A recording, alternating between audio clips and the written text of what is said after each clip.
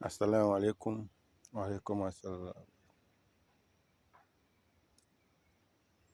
Jamani, leo nimewaletea mti huu hapa. Mti huu popote unapatikana. Kwa lugha ya kwetu tunauita mkufwa, kwa lugha ya Kiafrika, kwa Kiswahili na kadhalika. Huu mti sijajua unaitwaje, ila mti wenyewe ndio huu. Shina ndio hili hapa, mnaliona. Huu hapa nadhani mnaona ulivyo, kasoro juu hapa palitokea moto uliungua.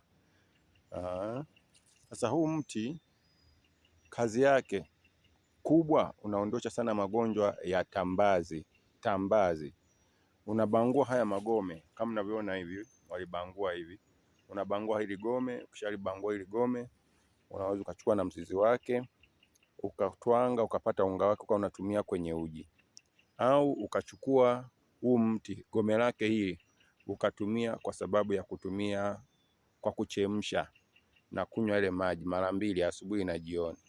Alafu pia ukaweza ukachukua goma lake hili ukawa unachemsha ile maji yake, ukawa unachanganya na majani yake haya au na majani ya mnyonyo mbalika, ukawa unamkandia kama mtu yule aliyeanza kuparalyze au alisha paralyze.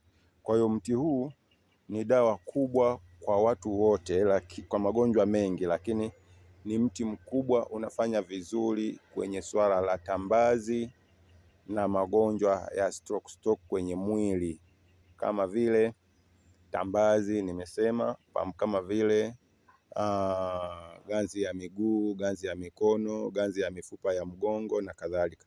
Kwa hiyo yote atakayeona mti huu wa clips hii akajaribu kufanya research na kuona huu mti kama ataukumbuka, lakini kama atashindwa kuona na kukumbuka, utanipigia namba hapo chini kwenye description ili upate maelekezo. Huu mti ni mti mmoja uko safi sana, na asili ya huu mti unaota mahali popote, iwe kwenye baridi iwe kwenye joto, huu mti utaukuta. Maana ungekuwa miti mingine inachagua kwenye joto inakuwa hamna, kwenye baridi unakuwepo, na kwenye baridi ukiwa haupo mti fulani na mti mwingine utapata kwenye joto, lakini huu mti popote ni rafiki.